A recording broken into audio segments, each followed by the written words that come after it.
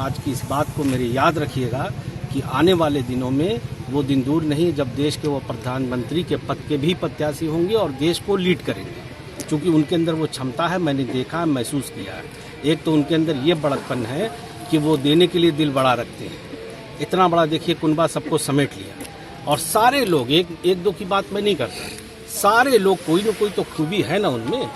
उन्हें सीएम ही नहीं बल्कि पीएम के रूप में भी देखने लगे थे और जब सपा से टिकट नहीं मिला तो वे ओवैसी की पार्टी से टिकट पर मुबारकपुर विधानसभा से चुनाव लड़े। तब उन्होंने कहा था ओवैसी की पार्टी एक अच्छा प्लेटफॉर्म है। नहीं, अब ये वजह क्या है, ये एक रिकॉग्नाइज्ड पार्टी है, रिस्पेक्टेड पार्टी है, एक अच्छा प्लेटफॉर्म है। हम लोग इसको मजबूत करना चाहते हैं और इसको एक इस पूरे प्रदेश में एक सेकुलर मंच, ताकतवर मंच बना के एक विकल्प रूप में खड़ा करना चाहते हैं। इसलिए मैंने इसकी पहल किया है और मैं अकेला थोड़ी लड़ रहा हूँ, प्रदेश में सैकड़ों लोग लड़ रहे हैं। समाजवादी पार्टी ने सर आपको टिकट अब देखो वो कहानी हो गई है ख़त्म। मेरी आप लोगों से रिक्वेस्ट है कि चूँकि रोते वो लोग हैं जो कमज़ोर होते हैं, मैं सक्षम हूँ और सशक्त हूँ और अपनी लड़ाई खुद लड़ने के लिए मुझे किसी की मोहताजी नहीं है। अंततः विधानसभा चुनाव में वे सपा के अखिलेश यादव के मुकाबले में चौथे स्थान पर चले गए। विधानसभा चुनाव हारने के बाद गुड्डू जमाली पुनः अपने पुराने घर बसपा में लौट आए। बसपा में वापस आते ही बसपा मुखिया मायावती ने उन्हें आजमगढ़ लोकसभा उपचुनाव के लिए अखिलेश यादव के गढ़ में सपा को टक्कर देने के लिए दांव पर लगा दिया। गुड्डू जमाली ने आज यानी 2 मई को अखिलेश यादव की छोड़ी गई आजमगढ़ लोकसभा सीट पर चुनाव लड़ने के लिए 3 सेट में नामांकन पत्र दाखिल किया। नामांकन पत्र दाखिले के बाद बाहर निकले गुड्डू जमाली के सुर एक बार फिर बदलते नजर आए। सुनिए गुड्डू जमाली अब अखिलेश यादव को लेकर क्या कहते हैं। बार नहीं लड़ रहा हूँ मैं पार्लियामेंट। मैं इससे पहले भी यहाँ से लड़ा था 2014 में और वो भी उस वक्त प्रदेश के बड़े चेहरे लड़ रहे थे, माननीय मुलायम सिंह यादव जी। तो हम इस पूरे चुनाव से भी वाकिफ़ हैं और उस पूरे क्षेत्र से वाकिफ़ हैं। यहीं पैदा हुए, यहीं बड़े हुए, 50 साल उम्र हो गई है। तो मेरा सारा इलाका हम लोगों का जाना हुआ है। कोई ऐसा नहीं कि हमें कोई गली या कोई जगह पूछनी।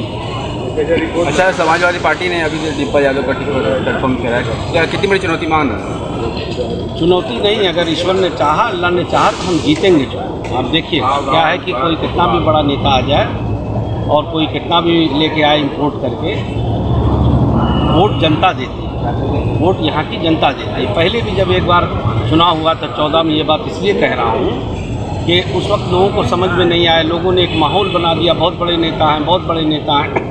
सूबे में उनकी सरकार थी, स्टेट में उस वक्त उनकी गवर्नमेंट थी और जो इस वक्त उनके राष्ट्रीय अध्यक्ष थे वो सीएम थे, माननीय अखिलेश जी। एक माहौल बना के जनता को भ्रमित करके उन्होंने वोट लेने में कामयाबी हासिल की। लेकिन 10 साल का अरसा गुजर गया, 5 साल उनका टेन्योर गया और 5 साल इनका गया। मैं नहीं समझता कि आजमगढ़ की इस लोकसभा की 100-200 लोग भी ऐसे होंगे जो रूबरू मिलके अपना कोई दुख दर्द उनसे कह पाए। तो मैं ये एक जनता में ये ज़रूर देख रहा हूँ कि, और मैं तो ये कहता भी हूँ, ये गुलामी है भाई। ये आजमगढ़ एक ऐसी ऐतिहासिक धरती है जहाँ से एक इंटरनेशनल लेवल और नेशनल लेवल के लोग पैदा हुए, एक से एक लीडर पैदा हुए। यहाँ का एक लंबा चौड़ा इतिहास है। यहाँ से बाहर से इंपोर्ट करके लोग आएंगे और उसको बहुत दिनों तक कोई बर्दाश्त करेगा तो ये भ्रम है, मिथ्या है, टूट जाएगा। इसका आप देखिएगा, उनको मुंह की खानी पड़ेगी। हमारे जनता का कोई काम नहीं आ सकता।